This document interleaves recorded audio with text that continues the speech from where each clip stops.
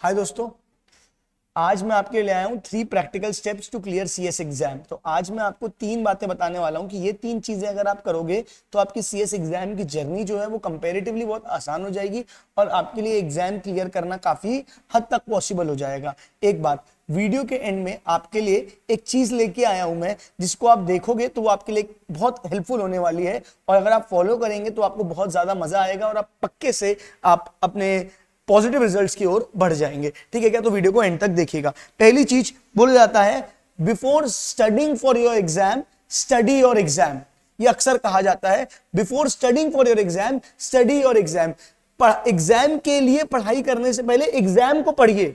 सबसे पहले अपने एग्जाम को जानिए बच्चों की, वो एग्जाम कैसा आता है। हम सब पढ़ रहे होते हैं पर हमने कभी भी अपना एक क्वेश्चन पेपर भी उठा के नहीं देखा होता है। तो मैं सबसे पहले ये बोलना चाहता हूं आपसे, आप क्या करें बच्चे, अपने पेपर को, अपने एग्जाम को गाइस आप एक बार एनालाइज द पास्ट पेपर्स।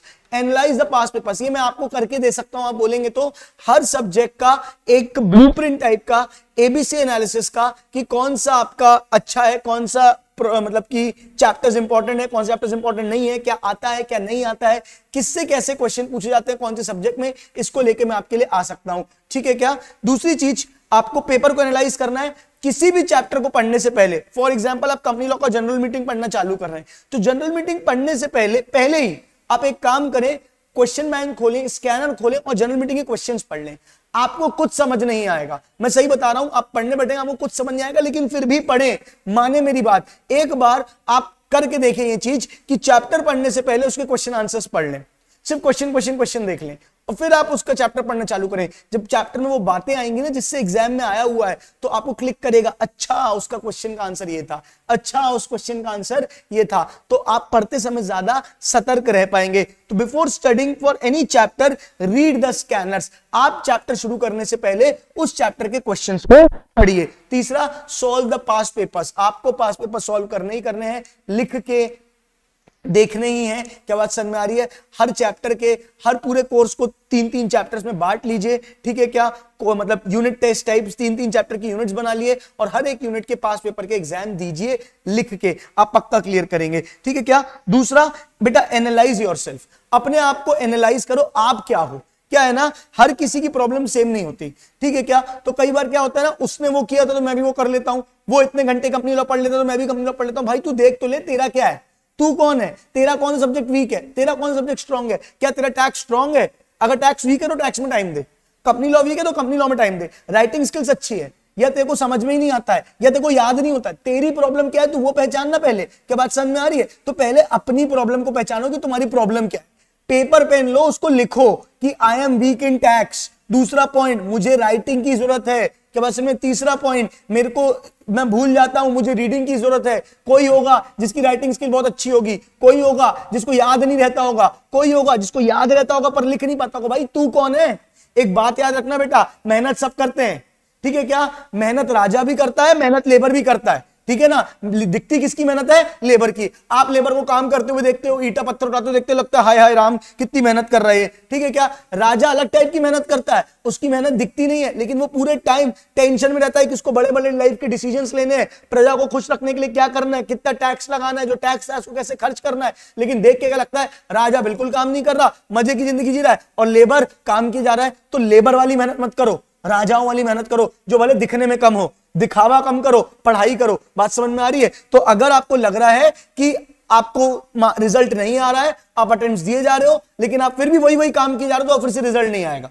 तो अगर एक गलती की है तो उसको सुधारो, अपने आप को एनालाइज करो बच्चों, आपके अंदर क्या गलती है, आप कहां कमी छोड़ रहे हो, आपके अंदर क्या प्रॉब्लम है। ठीक है? Identify your weak subjects and topics, give more time to them. Please एक कागज बनाएं और उसमें लिखें, क्या लिखें कि these are my weak topics, these are my strong topics. ठीक है? मैंने टेलीग्राम ग्रुप बना रखा है जिसमें बच्चे अपनी प्रॉब्लम शेयर कर सकते हैं। आपको मैं एक एक्टिविटी देता हूं, आप टेलीग्राम ग्रुप में जाएं और वहां पे जाके लिखें कि sir these are my problems, और भेजें मेरे को। मैंने डिस्कशन फोरम बनाए हुए हैं टेलीग्राम में, आप जाएं और वहां पे जाके लिखें sir these are my problems, हम उसको डिस्कस करेंगे, हम उसको सोल्यूशन देंगे आपको। ठीक है क्या? तीसरा और सबसे इंपॉर्टेंट चीज ये करना ही करना है, वो है लिखो लिखो लिखो। हम पढ़ते समय अपने आप को बेवकूफ बना सकते हैं, हम रीडिंग करते रहते हैं कुछ और सोच रहे होते हैं, हम रीडिंग करते करते कहीं और हमारा दिमाग चला जाता है, ठीक है, हम अंडरलाइन करते हैं, हम भूल जाते हैं। एक बात याद रखना, आप पढ़ते समय अपने आप को बेवकूफ बना सकते हो, लिखते समय आप अपने आप को बेवकूफ बना ही नहीं सकते। जो इंसान सोच नहीं रहा है वो लिख ही नहीं सकता। बिना सोचे लिखना पॉसिबल ही नहीं है, बिना सोचे पढ़ना पॉसिबल है, किताब में बस देखते रह जाना पॉसिबल है, लेकिन अगर आपको लिखना है ना, एक वर्ड भी लिखना है ना, तो वो आपकी मेंटल एक्सरसाइज होगी। आपको अगर पास होना है, बच्चों में को प्रॉमिस करो, अगर आपको पास होना है तो 15 पेजेस रोज लिखने होंगे।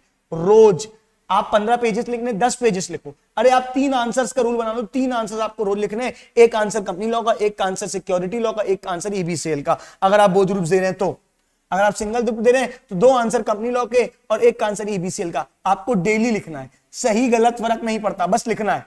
मानो बच्चे पास हो जाओगे, काफी काफी काफी इंप्रूवमेंट आएगा आपके रिजल्ट में, ठीक है क्या। तो मैंने इस चीज के लिए, लिखो लिखो लिखो, 15 पेजेस रोज लिखो के लिए मैंने एक चीज सोची है, मैं आपको वीकली शीट्स दूंगा, वीकली टारगेट शीट्स दूंगा, जिसमें आप हर वीक आपको एक पूरे क्वेश्चन की लिस्ट आएगी कि इस वीक में आपको ये 15 क्वेश्चन लिख लेने हैं, 2 क्वेश्चन रोज के, तो 14 क्वेश्चन आपको आ जाएंगे 7 दिन के। ये 14 क्वेश्चन आपको लिख लेने हैं। वो लिखने के बाद आप उसके जो पीडीएफ बना के हमको ग्रुप में भेज सकते हो, मुझे टेलीग्राम में डीएम, मुझे इंस्टाग्राम में डीएम कर सकते हो, या सिर्फ कमेंट में लिख सकते हो सर डन। तो जैसे ही वो 14 क्वेश्चन हो जाएंगे, अगले वीक में आपको फिर वो एक शीट आएगी अलग अलग सब्जेक्ट की। एक वीक हम कंपनी लॉ चलाएंगे, एक वीक हम ईबीसीएल चलाएंगे, एक वीक हम सिक्योरिटी लॉ चलाएंगे। हम एक चैप्टर के स्टार्टिंग से चालू करेंगे और आपको वर्कशीट्स देंगे बच्चों करने के लिए। मैं बोला हूं पढ़ चुके हो ना बहुत टाइम पहले, ठीक है, अपनी पढ़ाई वैसे ही करते रहो, बस ये आंसर्स मेरे को लिख के दे दो। डेली 2 आंसर्स लिखो, वीक के 14 आंसर्स लिखो। मैं बता रहा हूं